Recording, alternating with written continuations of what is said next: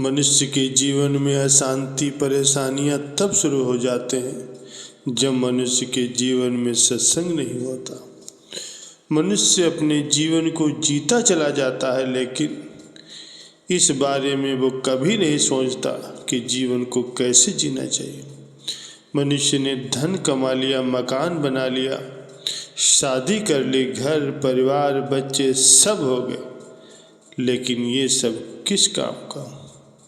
ये सब कर लेने के बाद भी मनुष्य का जीवन सफल नहीं हो पाता, क्योंकि जिसके लिए उसे ये जीवन मिला था उसको तो मनुष्य ने समय दिया ही नहीं, और संसार की तमाम वस्तुएं जुटाने में ही समूल्य समय को नष्ट कर दिया। प्यारे सज्जनों, मनुष्य को जीवन मिला था प्रभु को पाने के लिए, प्रभु का होने के लिए, लेकिन मनुष्य माया का दास बन करके माया की प्राप्ति के लिए ही इधर उधर भटकता रहता और इस तरह से मनुष्य का ये कीमती जीवन नष्ट हो जाता।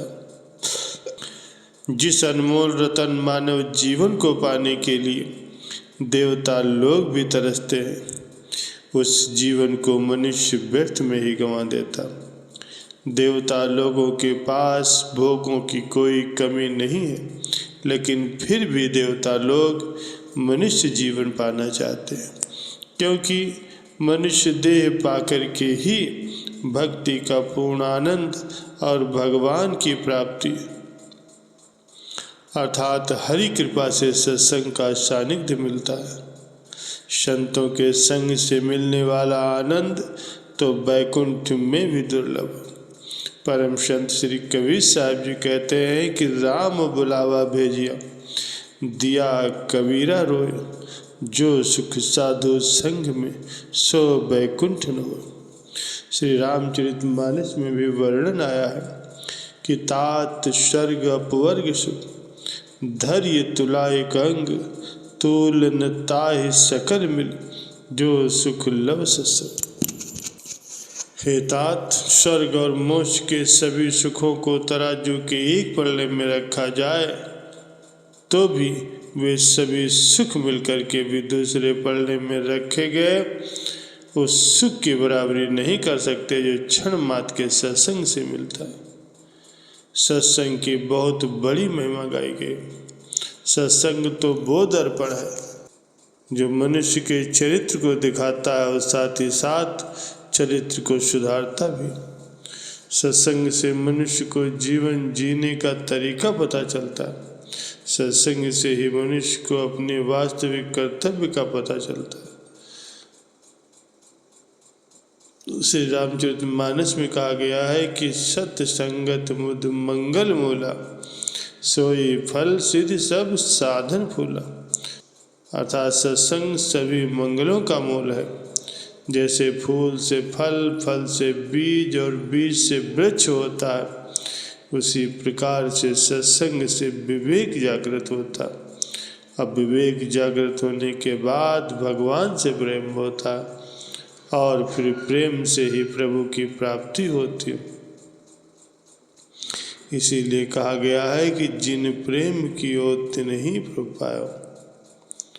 सत्संग से मनुष्य के करोड़ों करोड़ों जन्मों के पाप कर्म भी नष्ट हो जाते हैं। सत्संग से मनुष्य का मन बुद्धि शुद्ध होते हैं। सत्संग में बताई गई बातों को अपने जीवन में धारण करने पर आनंद की प्राप्ति होती है और साथ ही साथ प्रभु से प्रीत होती है। कहा भी गया है कि एक घड़ी आधी घड़ी, आदि से पुनियाद, तुलसी संगत साधु की, हरे कोटि अपराध। आज मनुष्य के मन और बुद्धि विकारों में फंसते जा रहे हैं। मनुष्य हर पल चिंतित रहता है, हमेशा परेशान रहता है। इसका कारण अज्ञानता है। भगवान ने ये अनमोल रतन मानव जीवन अशांत रहने के लिए नहीं दिया है। प्यारे सज्जनों, जब हम कोई मशीन घर पर खरीद करके लाते हैं तो उसके साथ एक बुकलेट होती है जिसमें मशीन को कैसे चलाना है उसे कैसे इस्तेमाल करना इसके बारे में लिखा होता। उसी प्रकार से भगवान ने ये मानव जीवन दिया है और इस मानव जीवन को सफल कैसे करना है, ये सब हमें सत्संग और शास्त्रों से ही पता चलता है। इसलिए जीवन से सत्संग को कभी भी अलग नहीं करना चाहिए, क्योंकि जब सत्संग ही जीवन में नहीं रहेगा तो फिर संसार के प्रति आकर्षण बढ़ेगा और फिर संसार के प्रति मोह मनुष्य के जीवन को विनाश की तरफ ले जाता है। प्यारे सज्जनों, सत्संग की अग्नि में मनुष्य के सारे विकार नष्ट हो जाते हैं। आनंद कहीं बाहर नहीं, वो भीतर ही है, लेकिन मनुष्य के मन के चारों तरफ संसार के मोह की एक चादर लपेट रखी, इसीलिए वो आनंद ढक जाता है। और जब सत्संग से वो मोह रूपी चादर हट जाती है तो फिर आनंद मिलने लगता है। जैसे कोई मूर्तिकार पत्थर को तराशता है और उस पत्थर से गंदगी हटा करके उसे मूर्ति का रूप देता है, उसी प्रकार से जीवन में जो अशांति, परेशानियां, विकार आदि रहते हैं, उन सब को सत्संग हटा देता है और मनुष्य का मन और उसका चरित्र निर्मल हो जाते हैं। भगवान के प्रति पूर्ण समर्पण तब तक नहीं होगा जब तक कि मन में विवेक नहीं होगा, क्योंकि कहा भी गया है कि बिन सत्संग विवेक न हो। मनुष्य का कर्तव्य क्या है और अकर्तव्य क्या है, ये समस्त बातें उसे सत्संग में ही पता चलती। प्यारे सज्जनों, श्रीमद् भागवत गीता में भगवान श्री कृष्ण उद्धव के प्रति कथन करते हैं कि संसार के प्रति सभी आसक्तियां सत्संग नष्ट कर देता है। प्यारे सज्जनों, नियमित सत्संग में आने वाले एक आदमी ने जब एक बार सत्संग में ये सुना कि जिसने जैसे कर्म किए हैं उसे अपने कर्मों के अनुसार वैसा फल भोगना पड़ता है, ये सुन करके उसे बहुत आश्चर्य हुआ। उसने अपनी आशंका का समाधान करने के लिए सत्संग करने वाले संत जी से पूछा कि महाराज, अगर हमें कर्मों का फल भोगना ही पड़ेगा तो फिर सत्संग में आने का फायदा क्या है। संत जी ने मुस्कुरा करके उसे देखा और एक ईंट की तरफ इशारा करके कहा कि तुम इस ईंट को छत पे ले जा करके मेरे सिर पर फेंक दो। ये सुन करके वो आदमी बोला, महाराज इससे तो आपको बहुत चोट लगेगी और दर्द होगा, मैं ये नहीं कर सकता। संत ने कहा अच्छा।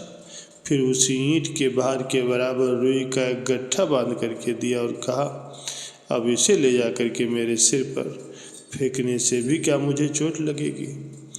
वो बोला, नहीं महाराज। संत ने कहा, बेटा इसी तरह सत्संग में आने से इंसान को अपने कर्मों का बोझ हल्का लगने लगता और वो हर दुख तकलीफ को परमात्मा की दया समझ करके बड़े प्रेम से सह लेता।